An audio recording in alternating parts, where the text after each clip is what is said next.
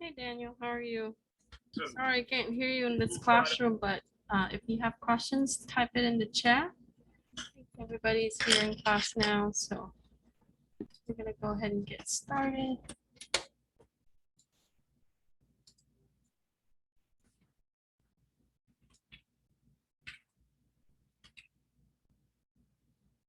Okay, so we are going to do Dhcp installation. It's downloaded. And if you don't have the drive at home, you can create your merge machine. Virtualbox.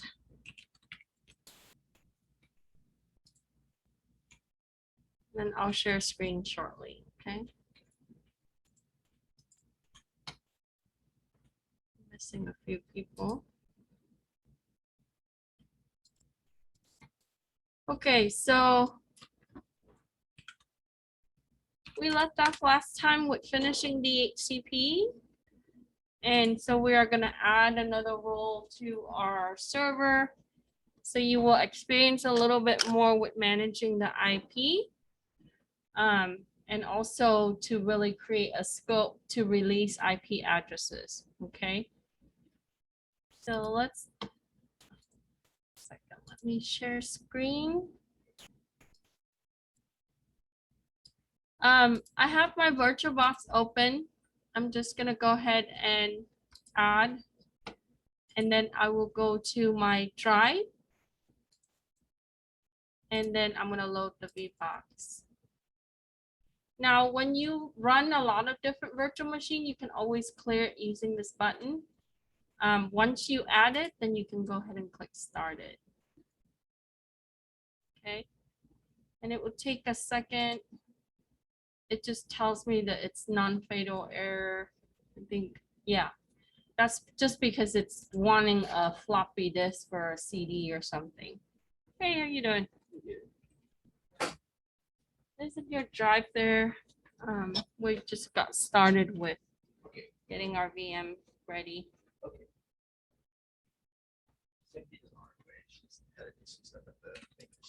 Yeah, no problem. I figure you have an event. Okay, so we got our Virtualbox started. Once it's loaded, it's gonna take a second to go. Just keep in mind that regular servers, the same way, we don't really shut it down. We do shut it down for maintenance in various times, but we don't shut it down every day. So you want to have, when you shut it down, you have to have a backup going. So this is our lab, and we are gonna open up your VM, and then you are going to, when you do that, you should also check your settings. So if you're already in it, or you can go to your virtual machines here. The reason why I have you modify your settings today is because we don't want to NAT it and then sending out IP addresses to everybody in the world or in this lab anyway. It's not going to matter, but because we're on a different VLAN, it's just for precaution. So at home, if you don't want to send out IP address, you want to go to network, and then on here, you are going to select host only. Okay. Now you can choose the other option, like the default is the NAT, and NAT just does the address translation for you. And then you can bridge it to use your host system's network as its own. Otherwise, it's going to treat the virtualization environment differently. So you have a different class of IP, actually the same class, but just different subnet. So we want to, the first part to this, it tells you that you need to go to settings in Virtualbox. Okay, but you gotta load it, otherwise it doesn't let you change it. So you have to start the machine first, then you change to the setting, then you want to go to host only. And so once I have that, then I'm just gonna, let me close these messages. I'm gonna go to input and then keyboard and then we're gonna do Control-Alt-Delete. So we already promoted the domain last time, and it gives me my domain name up here. But if you have another domain name, you will see that. And then it made the account that I create that originally was the administrator as a system administrator. It became a domain administrator. Today, it's going to also elevate that account to the DHCP administrator. So now you can create another administrator account or another account to use. That's the practice, right? So we're going to log in. And I didn't change the password, so it's CIS40A, all capital with exclamation point. So usually it would just give you the server manager, and it would tell you the status of your roles. So we did these two last time. Today, what we're going to do next is we are going to install DHCP. So just like before, we are going to add the roles and features. And when you add the roles and features, it will take on another responsibility. So in your server manager, you can always click add roles and features. And then it's going to prompt you with the wizard. It tells you that you need to have a static IP. All your server environment, you want to use static IP because they're a dedicated system. And then it's going to tell you you need to have the most security updates. That's going to be recent. So we are going to click next. And just like before, hi, there's your drive up here. So you want to grab that. Okay, sorry. That's okay. So we are going to select the role base on the feature base. So we simply just use the default selection there, and we're going to go next. Now, we already have a static IP. We already promoted our domain with Active Directory and DNS. So if you have multiple server, you're going to select the one that you want to use. So since we only have one, we're going to click this. Okay. And here is where you're going to select your roles and features. So you can do DHCP. And can you install all of these things at once? You sure can, right? I just wanted to do them in layers so you can see how they're done separately, but you can select multiple. So then it tells me that it's going to add the remote server administration, the role for the tools, and then the DHCP server tools. That's why I want. So click add. And then, so once we had selected the DHCP server at step 11, and we added the necessary feature with that, okay, you can customize it if you don't want it, but Microsoft recommends that, so it gives you the manager and all the components that you need. Okay, then we are going to review the DHCP information. We're going to answer before you install what should be planned, right? So when we click next here, it's going to put in, you know, all the tools that we need, including your group management policy tool. And so it tells you here that dynamic host configuration protocol is going to be used to release IP address. This is a way that we can deploy a server role so we can manage what type of IP we want to use in our local area network. It says the things to note. You should configure at least one static IP on this computer. We have done that, check. Before you install DHCP, you should plan your subnets, your scopes, and exclusion. And we'll touch on this as we move along. Store the plan in a safe place for later reference. So administrator, they would have at least some kind of spreadsheet or a table that contains a list of client IP address that's part of different subnets. The reason why we want to do that is in the case when we change up the architecture of our network, we would know which subnets is going to be impacted. Okay, so it tells you that here. So we can answer this question. So we want to make sure that we have a plan that includes subnets, right? Scope and exclusion. We'll talk about what they are shortly. Because in the configuration that you're gonna do when you do the installation, you're gonna see that you have to put those IPs in, right? We don't want to do it on the fly. We have to look at the existing network and see, okay, well, what type of IP addresses am I gonna use? How many subnets am I gonna set up? Because you're leasing out the IP address and the scope. That just the range of address is the scope, and then the exclusion are the IP address that's going to be leased, but it's going to stay the same throughout. And you might have certain systems that require that, right? Okay, so then we are going to go ahead and move on to next. And then it's going to put the tools. So I'm going to go ahead and click install. And this is going to take a few minutes. Once this bar is full, right? Hi. Then we can click close. So we want to install the feature and necessary tools. Now, like I mentioned in the DNS portion, when you install, it doesn't mean that it's done, right? It's just putting those tools there for you, but you have to use those tools to configure your scope or your settings for your server. So, and Microsoft does a good job with notifying you on your manager what you need to do. And so they made it really simple to administer compared to the older OS. Okay, so here it tells me that I am finished, right? I have a domain. It puts the tools in that system, and then we're going to click close. So now we would see that there is a DHCP role here.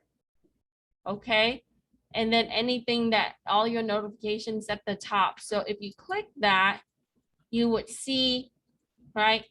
And it says performance counters are not started. I just went over this with my CIS25 last night. So performance counter is part of perfmon, is performance monitor that comes equipped with all Windows OS. The server side, you can add specific counter to be able to look at the data for your performance. For example, like CPU usage, RAM usage, right? Network usage, and so on. It's very close to your task manager performance tab. So that's okay. If we can come back and do the monitoring part, we just want to make sure we get things started first, right? So it tells us there, and you can always find like information about your systems in the server manager.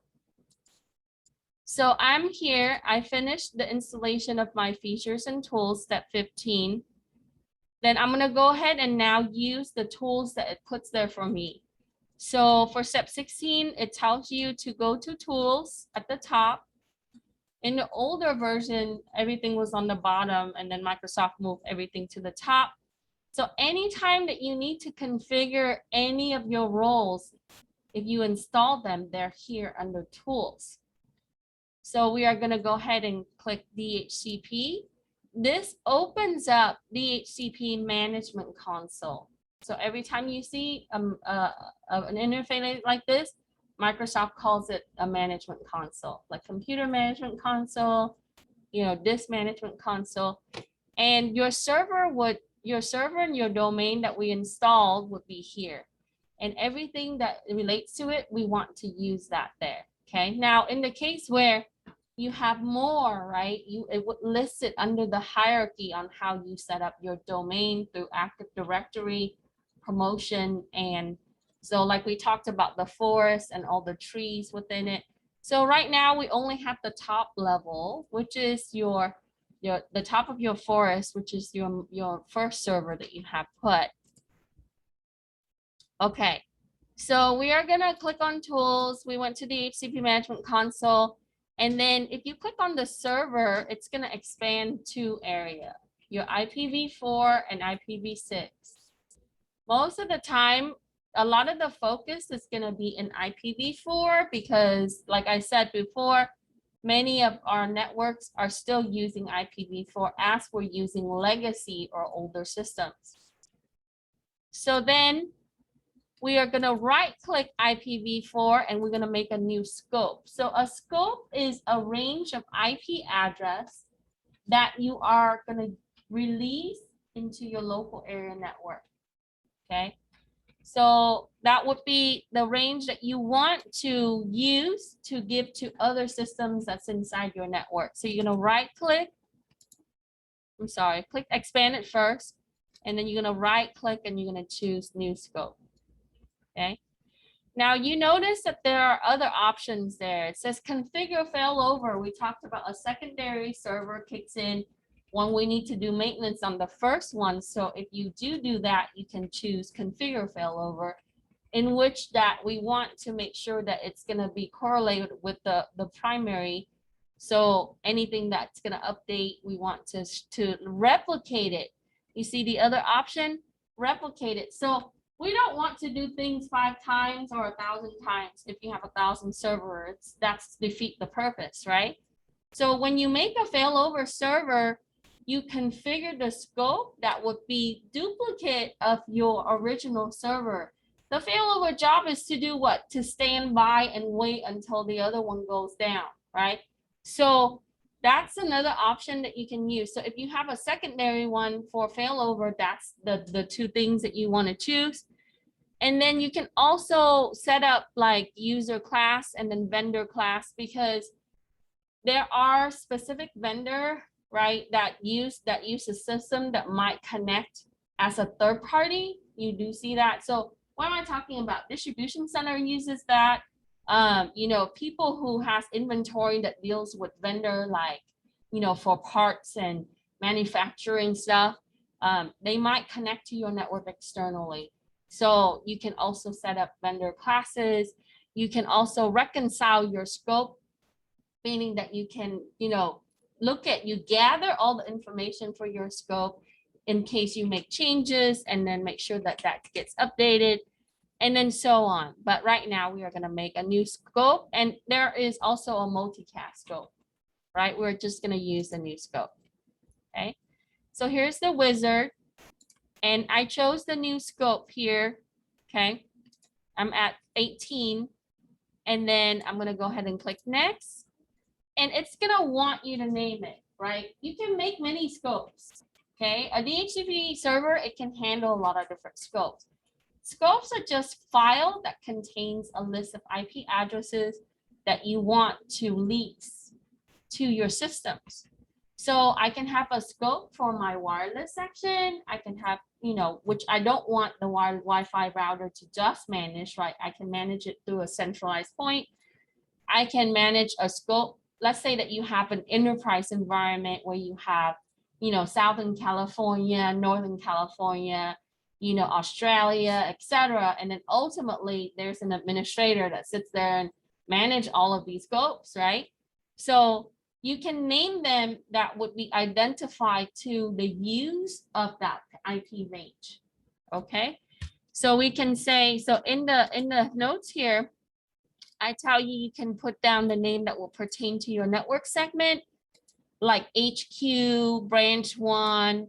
Sometimes you see administrator, they would use something like, you know, Los Angeles, San Francisco, you know, their location and things like that. So however that you can quickly identify in the case you need to troubleshoot, that's, and schematically, we want to stay with the theme, right? You don't want to just name it one thing like branch 1 one day, and then the next day you wanted to name it like city. So we wanted to stick it together where it would be making sense for someone else to step into your position and say, oh, that's what that means, right?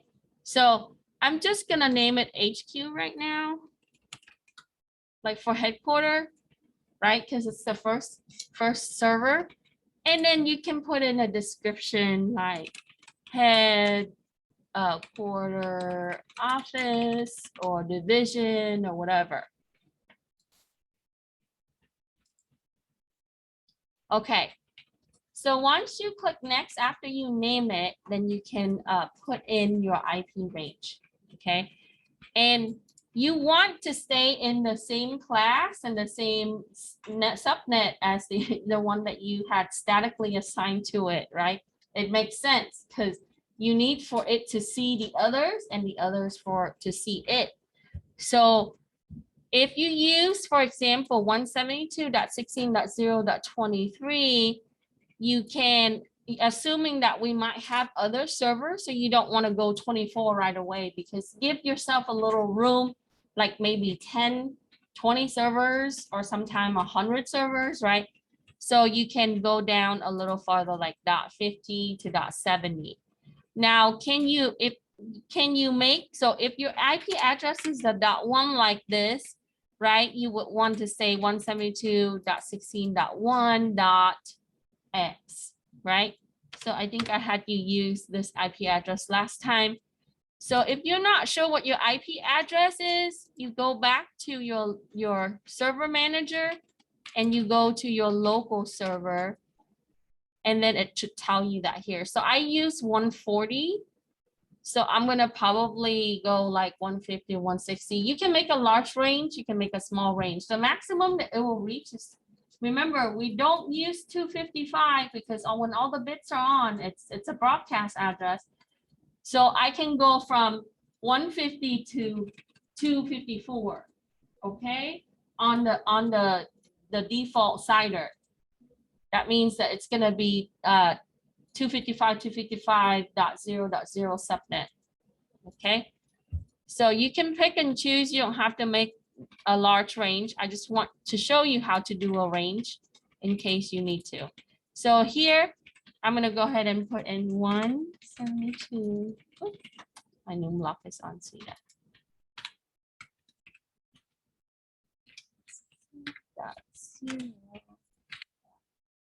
So I'm going to, let's do 145. And then my ending IP, the scope that I want is 172.16.0. Let's say 155. Let's say I'm going to give out 10 IP, which is small, or I can go higher, like 185, right? 245 at the end. So here I'm just going to do a range of 10 IP so you can see. But realistically, when we do this real life, we want to give out hundreds of IP addresses for our network, thousands of IP addresses for our networks, right? So for this particular subnet, let's just use 10. And it tells you here that the length is going to be 16. That's your subnet mask, right? 16 bits, 255, here's 8 bits, and then another 8 bits here. That's 16 bits, okay? Now, what happens if I put in a .1 here? And that's not going to work because it's going to go from, we want the start to be in the same as the ID here. So we want to use that. We'll talk about subnet down the line, okay? Now, can you, let's say I made a 10 address scope. I want to, and then I have more computers like in the next month, what happens, right? You can go in and modify your scope. And the lease is not 100% permanent. You can set the lease for 30 days, 27 days. Most of the time they do like 60, 90 days or, 30 days in some networks. So we're going to go next. Here is exclusions. Okay, so it tells you here that exclusions are addresses range of addresses that are not distributed by the server. The delay is the time duration by which the server will delay the transmission of the DHCP offer message. So your server is always gonna offer to the client that's inside that subnet. It's kind of like, oh, here's an IP address. Do you want it? Right? When the system turns on, there's negotiation going on, right? It connects, the network interface card sends the signal through the switch, and then the switch, transmit that, and then the server says, here, I have some IP, take one, right? And then the client system is going to take that IP, and that's the process when you boot your computer, okay? Now, the exclusions are in that range. Let's say I want to reserve out of my 10 IP, I wanted to keep 3 that is I'm not going to give out, right? It's kind of like you have candy, but you save all the good candy bar for your kids, and then you give out the other ones. So you're going to give out the IP outside of those exclusions. So it's a scope inside a scope. And these scopes are used for certain systems That would be, for example, you want your wireless printer to have renewed IP because for security reasons. Because if you have static IP on a Wi-Fi printer, even though you share that printer, right, it's easy to get into Wi-Fi printer. So, or other things like CEO laptop that, you know, have a lot of different application configuration that ties to the IP, and you don't want that to be impacted.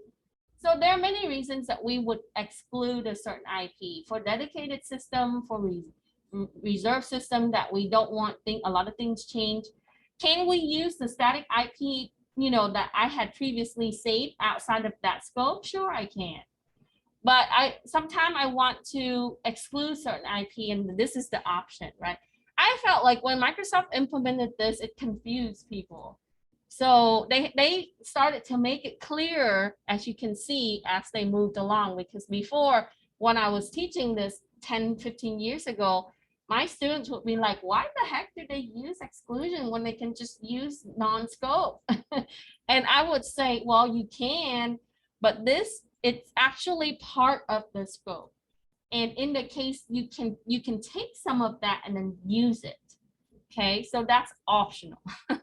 All right, so I'm going to put 172.16.0, and you saw earlier I had 145 to 155, so I had 10. So I'm going to probably use toward the end. So let's say I'm going to use 150.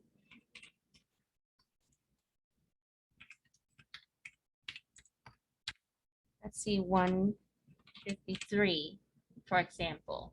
Like those three, I'm gonna exclude. So it's gonna, now it says that it's gonna be delayed. So when it gets to those addresses, right, there's a little bit of a latency in that it's gonna keep those.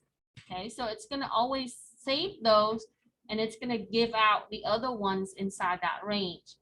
So it has to check against this list, right? Software application, it has to check. So what happens is you put this onto a list, like in Python, and then this list is part of the other list, and it's going to enumerate through all the other ones except for these ones. So there's an if condition that's applied, right? So, you know, all of this comes back to like what the computer sees and how it contains data.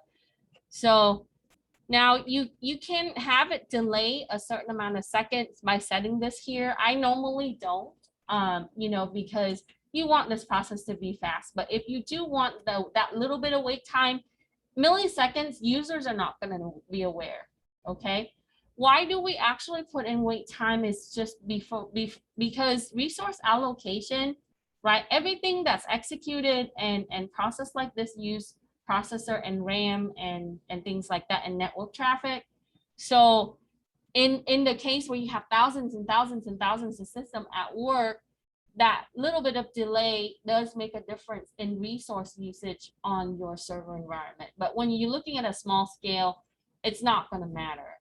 And also from a user standpoint, milliseconds is not going to matter, right? So small. Okay. All right. So here's the lease. How long are you going to lease it for? So let's go with, I think I have you put, you know, you can do 27 to 30 days. If you want, you can go higher. But on average, people would do at least 30 days to 90 days. Like on your router at home, it will be like your standard is 30 days. And you can make it less, of course, right? So when do I use less and when do I use more? Well, when you have to free up IP addresses more frequently, because when a system is turned off, we can actually take that IP address back and give it to somebody else. So a lease is just a loaner IP, right? Like you leasing a car, you borrowing a car, it's exactly that. So in the case where I'm limited with addresses, I can reduce down my lease time. And let's say in a certain department, certain people are on vacation or they're on leave or whatever, we can actually take that back more sooner than later, right? So if you put 90 days, it's gonna be that, but ideally it's dynamically, hence the name, right? Dynamically reallocating the IP. The problem with IPv4 is we're always running low on IPv4 as we always hire new people, buy new, you know, IoT devices, add new computers and so on. So I'm going to go with 30 days. And if you want, you can set for minutes. So when you do IP config, all you see that section where it says leaves, you know, expires here, it uses this. Okay. And then we're going to go next. So here it's going to say, do you want to configure the options for the scope? Now it says when clients obtain an address, they're given the options such that IP addresses of the routers, default gateway, DNS server, WIN settings, and all of that scope. Since we already have WINs, we already have DNS, and we already have Active Directory, and we already specified the default gateway, we are going to do it now. I highly recommend doing it now. You should do DHCP after you already set up your router. You should do DHCP after you have your DNS, your WINs, and your Active Directory. So this is why I'm doing it after all the other stuff, is because it's you can do it before, but you have to tie it with the domain, and it's gonna you have to go back and reconfigure. All right. So your default gateway, we're gonna do 172.16.0.1. That's always gonna be your border router, or usually doesn't always be the border router. I take that back. And we're gonna click add. Now, if you have more than one, you just keep adding. They do have more gateways, right? But in you know, your standard normal smaller scale network, you're gonna have one at least. Okay. So if you have more router, you would add those here and then go next. Since I already did the domain, it sees it, see? Okay. And then it already sees my IP. If you didn't do DNS, this is where you have to specify, or you can leave it blank and then you have to go back and reconfigure. Okay. And then we're going to go next. Then your WINs, we're going to use the same IP address as the server. Okay. Mine's 140.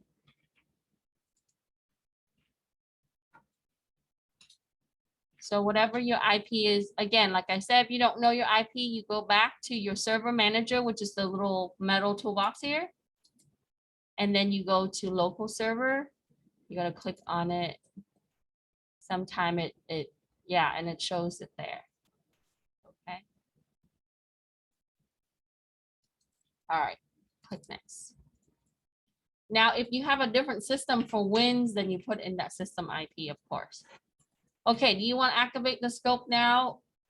Yes, you want to do this now, but in the case where you can add many scope and then you don't have to activate it right away. So let's say that I'm planning ahead. Like I know that my company is going to buy another company in the next few months, right? And I'm the administrator. They're going to tell me that, yeah, we're going to acquire so and so, and then we have to reconfigure, expand our network to make sure that those systems are part of our network, so that way they can access our resources and so on. So yeah, I can make a bunch of scopes and then I'll just activate it when I do after I started doing the migration of the other company. Okay, so yes, and then finish. Okay. So in here now, what you're gonna see is you are going to see your address pool. Let me pull this to the right a little more. So that is just your range. That means that any address in this range is going to be used for your client, except for the exclusions, right? The lease.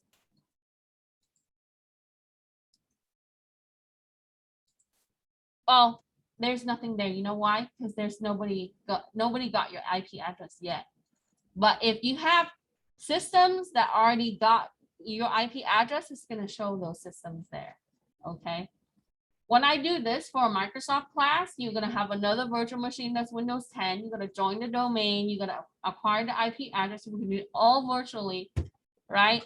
And then you would see. So at home, you can do that. You can set up virtual machines and then let it talk, right? Or if you have a bunch of old computer, you can set up your server, plug in a switch or an old router, connect it, and see if you can set up a small network. Okay, maybe we'll do that at the end. We'll do a router switch and a couple of the system, and we can use either VM or some of those computers in the back. Okay, Reservations ensure that the client always have the same IP address. So you can take a look at these, but we're going to go through some of these now. Okay. All right. So we already got the lease in, the router information, the IP for the wins.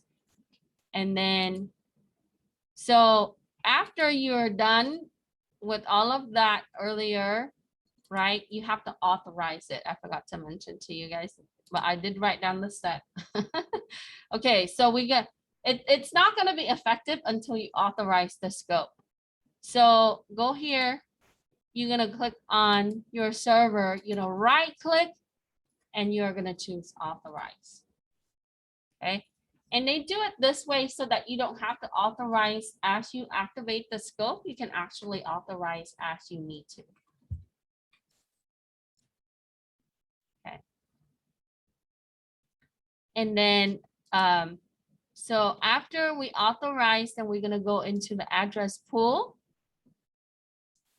And then you just take a screen capture showing me that you did create a range or a scope. So screen capture and then paste that there or put it on a document. Okay. So we have a pool. Then we're going to go to scope options. So earlier, you recall that we put in the DNS information or it detected it. So it shows that, okay.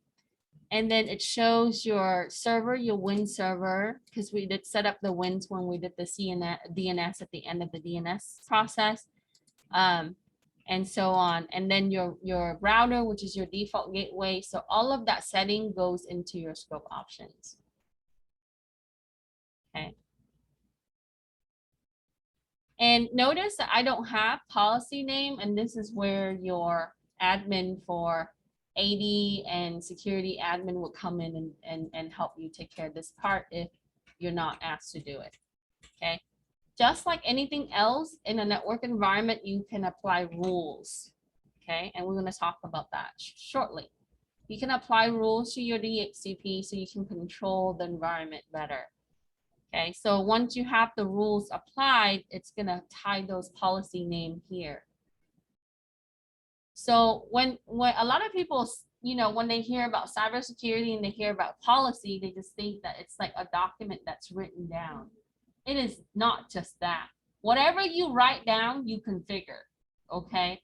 And that's what elevates our job, but higher than, your normal technician and all of that, because you can take what's written, what the company require, and interpret that and put it into the system and make sure that you apply that. So you can control your resources. Ultimately, we want to control resource for the business, but you have to, if you write down the policy, password has to be this long, you have to configure that in your server somewhere. Okay. All right. Yeah. Yeah, because when I think of a policy, I think of like, a document that's been written that we follow those rules, right? Right. So does each company have like their own unique policies? Yep. So it's based on their operations, mostly mission and objectives. Okay. Now, are there companies that have system configured and no policy written? Sure, plenty, right? And you might be hired just for that. So I had, when I did the DoD contract with a group of students, we had a company that they didn't worry about that until they got hacked. And then, one of my interns, he has to draft a list of things for like recovery and all of that. And then they just use that to follow the process. So from policy, you create a process on what to do. And then, and then they configure their system to match that. Because they have to be compliant with the Department of Defense. And if you don't have a policy, you fail IT audit. Yeah, so you have to have a written document and you have to have a configuration to parallel that. And if there's offset when they do an audit, when we do security audit, and if it's different, then they have a certain amount of time to fix it for compliant reasons. Because DoD gives them money and, it all comes back to if I give you money, you have to meet the requirement. And if you use things like, if you are a healthcare provider, you're gonna make HIPAA compliant, you have to have policy, you have to use encryption, you have to, all these other things. You charge credit card, and if you use PCI DSS, you have to have, all of that in place. So, all right, then, so I'm gonna have you click on policies, right? There's no policy right now, okay? And it tells you here that after you take a screenshot of your scope option, of course, and click on the policies, enter the intro client, and then click next. Oh, did I? Sorry. I meant right click. Right click policy and click new policy. I need to fix that step. And then let's say we put intra client, something like that, or you can put in whatever that would be relevant to the rules that you can apply. So here it tells you that you can provide the names such as void, right? We can set a policy for our DHCP to give out IP addresses to phones. And then we want to control the rules for those phones. Or, for things like, data center, wireless, et cetera, et cetera. Okay. All right. So I just have you do an intra client one. That means that they are your client, but they're connected to your network for services. Okay. And then we are going to go next. Okay. And then you're going to click add here. And here is where you would select what Microsoft gives you as the default. So you can have vendor class, user class, MAC address, client identifier, domain, and then relay agents information. The relay agents is kind of older technology. But anyway, like I talked to you about before, like vendor, there might be systems that are coming in from the vendor side of the house. User class are just user base, that could be everybody, could be MAC address. So when you're controlling IoT, right, IP addresses for IoT, I highly recommend using MAC address. That's a better control than, having user class. You can do user class, but user class is more for everything, because if you do MAC address base, it would uniquely identify to that system. So you automatically know, what type of MAC address is Android or iPhone or tablets and so on. So it's a lot easier to kind of drill down on that. So we would do user class here, and then the operator is, we can set it equal. And then you want to set up the value. So here you can say default routing and remote access class. So what happens is when they're using your IP addresses, it needs to be in some form of network and it can be routed, right? Like I would have voice that would also be rerouted. I would have client systems that will also be rerouted. So I'm going to go ahead and click add and then click OK.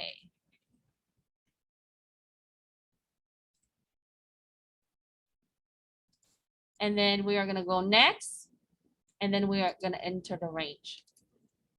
Okay. So here it tells you that for the settings for configuring policy, it says the scope can be subdivided into multiple IP addresses range, right? Remember earlier we have a scope, we have some excluded, and now we can actually break that scope up into smaller pieces. And we can apply the rules to the smaller subscope. So configure the start and the end of the range. And so the range must be within the start of and the end of the IP addresses scope. So earlier, this is what I put 145 to 155. I already used a few of the bottom number, the last range for exclusion. So let's say that I wanted to go from 145 to 150, or let's say 145 to 148, because I have such a short range. That's going to be applied to this particular scope. So those IP addresses are going to have these rules that you just set. Okay. So if you have thousands of IP addresses, you can say, okay, 500 of those IP addresses, because, they are vendor, then you would apply these rules. And then 1,000 of the other IP addresses, because they are user in your network, you apply a different rule. So enter the scope there. I'm gonna do 146 to maybe 147.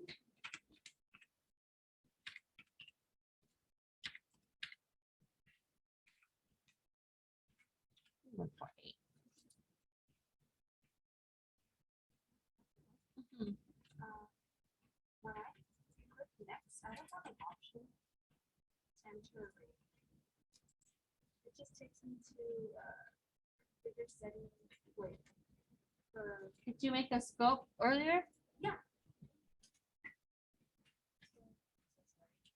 Oh, so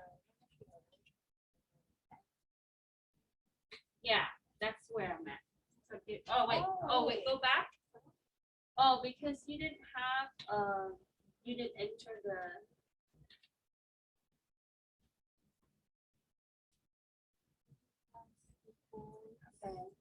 okay.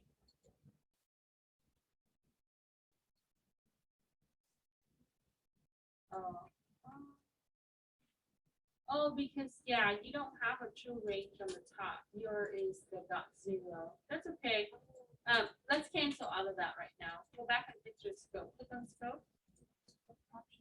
No, scope at the top. And then right click it. And then we are going to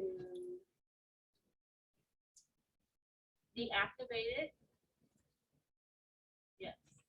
Okay. And then now right click it. You probably have to redo it again. Okay. Yeah. So remove it, delete it. I'll delete it. Delete. Okay. Now just right click the server. The server. And then new scope. Wait. Yeah. Unauthorize it right now. Yes. And then right click new scope. And then just all this stuff. Yeah, so you should do like, you know, if your IP address is like, what's your IP address? The one that's on here, it's 172. Wait, 160.163. Okay, so you can do like, you know, 164 to, you know, 200 or something like that. Okay, yeah, because if you don't finish the scope, it's not gonna give you that part. Yeah, it won't tell you this range right here. Okay. So for now, it's going to tell you, do you want to apply this? So it says if the conditions specify the policy match the client request, the settings will be applied. So we can select router, right? Select the DNS. So in the case, if the client requests through those appliances and those systems, it's going to apply these rules. Okay. So I think I have you put, yeah, time server DNS, you can select router with it too, so. Okay. So there are other areas that you can also select. Domain number 15, and then go next. Okay. So we would then click finish. And now you would have a policy for those IP. So that's how you set up a policy for a range of IP through DHCP. So you're not going to get that in some of the security classes. Yeah, sometimes I have to train technicians before. That's why normally I would have them go look at this. So questions? Also, you can also do filter. Okay, but let's follow along. So Cynthia, are you okay with setting up your scope? Yeah. Okay. Thank you. Yeah. All right. Let's see. DNS informations. Okay, so we finished with that one. Then we are going to go to server options, and then we're going to do time server and DNS. We're going to configure the options. Okay. So let me minimize this first. So server option, we're going to configure options. And then we are going to select time server and DNS. And if you're not sure what they are, they tell you right here. It says time server is the array of time server addresses by preference. Okay. And then your DNS should be down a little further, I think.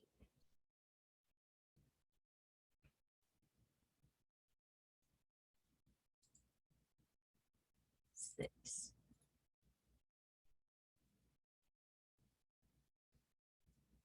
Now you can put in your server name, but our server name is super long, so you can just put in the IP address.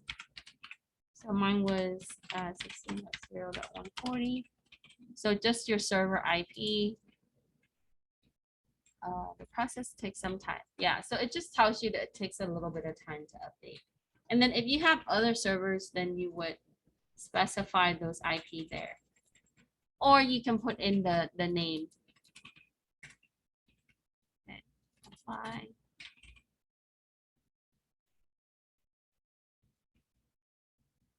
So a complete DHCP would have all of the configuration set up that will be needed for your operation. Okay, like policies, options, your scope, it would be the first place to start.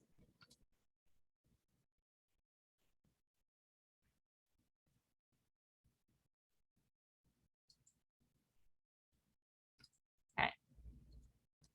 All right, so we did the server options. Then we are going to filter, and you can filter based on allow or deny. So I'll go back here. Here's your filter. And then you can select allow. And you can make a new filter. Sorry, what did I say? Oh, yeah, so to verify the allow is enabled. So here it would say, see how there's no red X on the allow? That will be enabled. So we want to right click and then enable. And then you can set up your new filter with allow. This is a way that we can filter some of the R systems that will be connected through the DHCP. So you can create a new filter, but with the new filter, just to show you, you can put in the MAC address. And almost all systems have some kind of filter. So, you know, so it says that provide MAC address of the client that will receive DHCP services. So if you really want to be secure, you're going to have to add all of those MAC addresses for all of your system, right? Then you really be secure, because even if they're, they see your network and they're trying to acquire an IP, right? Let's say that I bring a laptop in, I see your switch and open port, I plug my laptop into your switch. And if you don't filter, that laptop's going to get an IP address, right? If you have no policy, if you have no filter. So this is a way that we can logically control it, where who's receiving the IP, okay? But we're not doing this right now, just to show you that it's there. Okay, next part is going to be IPv6, and we are going to start with IPv6. Right click here, and then new scope, and then click next.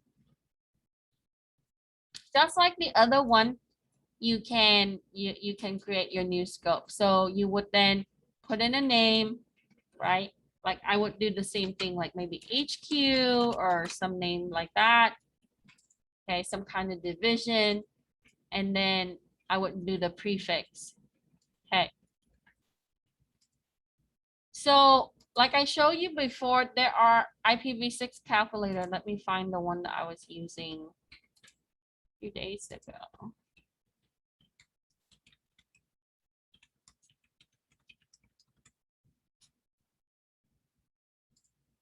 Vulture has some decent ones.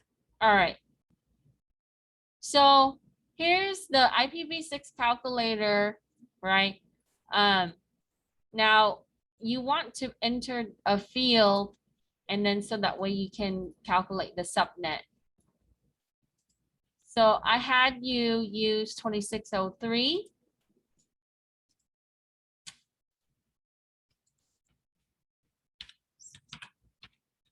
Put colon, and then calculate. Okay. So by default, it's going to give you the CIDR, this number right here, the 64-bit. Remember we talked about multiple of 4s. Okay. And so that's fine. If you're using the /64, this is the number of addresses that you are going to be able to use inside that network. Look at that. So many. And I love it. Okay. So this mask bit, you can change it by clicking the mask bit, and then you can modify it. So if you don't need something as many, you can go to like 32 where it impacts it, so it's less, right? So now most of the time you're gonna see, if you're searching for IP, you're gonna have a CIDR, a /64. Okay. So let me change it back. Okay, so what it does is it gives you this. Okay, this is a broadcast. When you see all F's like this, think of it like 255, right? When all the bits are on, and then we don't use the 0 and we don't use the broadcast. We don't use the F's. And we talk about the truncation, or when it's shortened, right? With the double colon just mean that it could be 0. So that's why it puts a 0 in here for me. Okay. So when you come back here, you just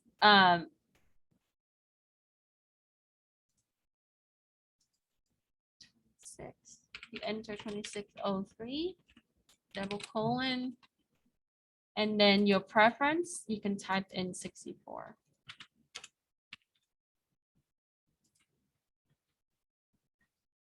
And then your starting IP. Okay.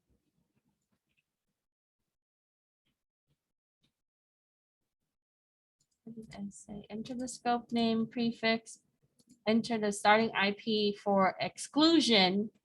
Okay. So this is gonna be for okay, so remember this is for exclusion. So you can put in a specific IP for the range. So let's put an arbitrary number right now. I just put 4567, but ideally you want to refer to something that would be, you know, existing in your network that you want to exclude, so that way it doesn't lease out those IP address. So let's do 5200. Okay, so those are going to be excluded. Okay, so it's going to go 26034567 to 26035201. It's going to keep those and not lease them. And then click next. And then this is just like the other one, but it's a little different in that for the V6, it's going to be preferred lifetime and valid lifetime. Okay. So we can say preferred is going to be 60 days, and then valid, you can go a little bit less. So in the case, if we go back to the IPv4, if we want to match that, you can do, you know, preferred is 30 days, valid is 27 days, or, you know, so you can set it up on how you want to manage it. So let's put that. So 60, and then your valid is going to be 50. And that is just related to your scope lease. So for the IPv6, it's going to lease for 60 days, right? Or it's going to lease for 50 days. It's preferred. So if it's still available, it's still going to use it again for 60 days. It's going to extend it. But in the case where it's not, it's able to take that back and reuse it for something else, then it's 50 days. And then you want to activate the scope now? Yes, finish. So now you're ready with V6. So as you can see, V6 is a little bit different than V5. And V4. V4 is dependent on a lot of it is router and all the other servers as well, because it uses the other servers in order to get connection for requests. Where V6, there's a lot of the auto configuration happening with V6. So we do have slightly different in how we set it up, the step as procedures. Okay. So now to really test this to work right at home, you can turn on your network on your Virtualbox, make it not NAT, but bridge it. Okay. And then what you will do is select the bridge option, make another virtual machine. You can throw Windows 10 or 7 on it. You can probably find 7 ISO that's out there.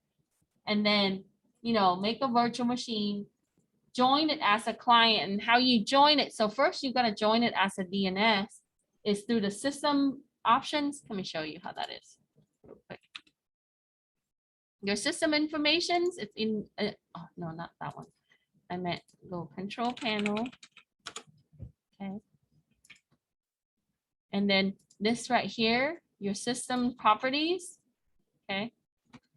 And in your system, advanced system settings, this tab right here, computer name, this is where you join it to the network for Windows. Okay. So see how if it's work group, see how it says this is the computer name, it's a work group of NVC. If I want to make this as part of my domain, I click change here. I would put in my domain name here, right? Like casingwin.com or whatever you create your DNS to be. Okay, but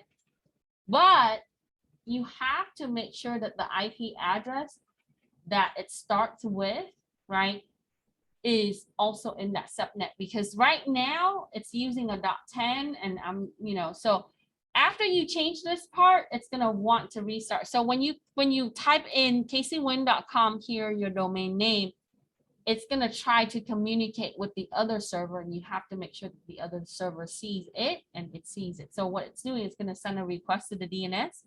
The DNS is going to respond, right? And then as you activate that, the DHCP is already in place. It's going to offer the IP as it joins the domain. So all of that should be seamless. You see, you join it to the domain, the DHCP role is going to offer and say, hey, you are now part of us. Here's the IP, right? And then as you restart, yeah. So first the computer joins through the DNS, and then it joins through the DHCP. Yeah. So what I normally do is this, okay? To be fail safe, and my experience with Microsoft, this is their documentation, right?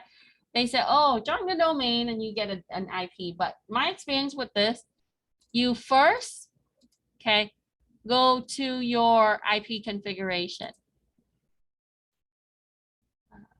Wait, go back, sorry.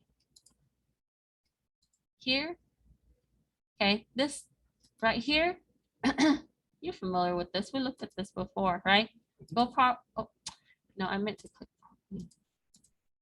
Okay, so the V4 is this right here, okay? Go property for the V4. You need to make sure that the DNS that you're joining it to is there, okay? And I normally use a static IP to start, and then once I join it already, I put it back into dynamic and then the DHCP. Fail safe, okay?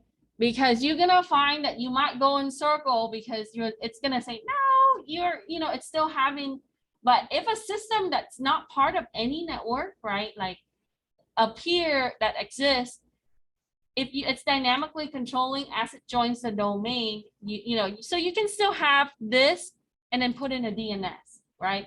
At least that. If you want to get the DHCP to see if it works, keep it this way and then put in your DNS IP here. So it would know exactly where in the network it's going to look for that DNS, okay? System is not that smart. You have to tell it what to do for most part, right? That, even with the automated process, you have to tell it. So, yeah, so I would set this up and then I would do the join domain through system property. Boom. It doesn't take very long. It's gonna restart though. As it restarts, it's gonna acquire IP from the DHCP if your DHCP is talking. Okay. So, and when you go for Microsoft certifications, you have to know all the roles, how to set them up, and you have to know on the client side on how to use the client with the server. That's their professional certifications that the 2016, 2019 series. Okay. I did study for that a while back, and I was going to renew my Microsoft. But then, life and work got in the way. So, and this is a really cool process, right? You feel like you are accomplishing something when you get this part going. So try it. So I guess for this VM server, you would turn that one to a bridge on the Virtualbox settings. And then the other host on or the other virtual Same thing, you're gonna bridge it. Yeah, if you wanted to talk inside that network, you would bridge it. So just select bridge on your Windows 10 or 7 and then bridge on the server, right? Run both of them together at the same time. You can do as many as your RAM can handle on your system. And then you would set up your DNS, DHCP, Active Directory, and then you would set up your client system, let it talk, right? It's going to reboot in that process. Then it's going to join. Then you can go into Active Directory, create a user account. Then they can log in to your now domain with that user account. And then you want to elevate it, make a group policy for that group of user. Then you can, I taught, so a Microsoft class should be designed to be taught in like 3 classes because it's so much. As you can see, like this is barely tip of the iceberg, right? I show you how to set it up, but you're like, well, I don't know if it works or not, doctor. When you said it, it might work, right? The only way that you know it's going to work is to test it. And this is what you see. So you might be the technician. They tell you, oh, we just installed this network over here. Go and join all of those systems to the network. And that's how you do it through Windows. It's through your system property. Okay. So you plug everything in, but it's still not part of the network until you configure that part. When I interview people before for jobs, that's where I ask them. I say, can you show me how you join the network, and all of that. If a technician knows how, then work. Okay. So to be continued. Yes.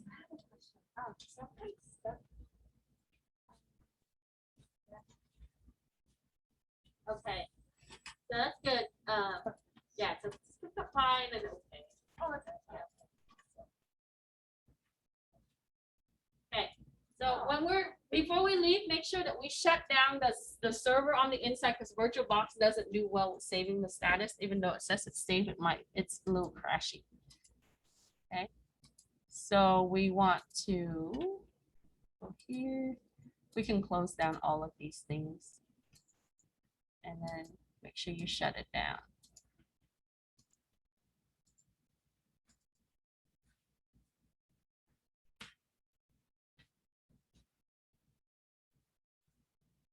Okay, if you finish, you can submit. Yeah, and then I just do these scope on now. Okay, good. Yeah. Oh, wait, do I name it the same? Yeah. Okay. So if you want to use like V6 with that other scope, you would name it the same. You can name it anything you want, right? Okay. But ultimately, you would see it. So I would do like a V4 with a V6 of the same one for that same location, or and then or that segment. And then I would do another pair of scope for another one if you want to use V4 and V6 together.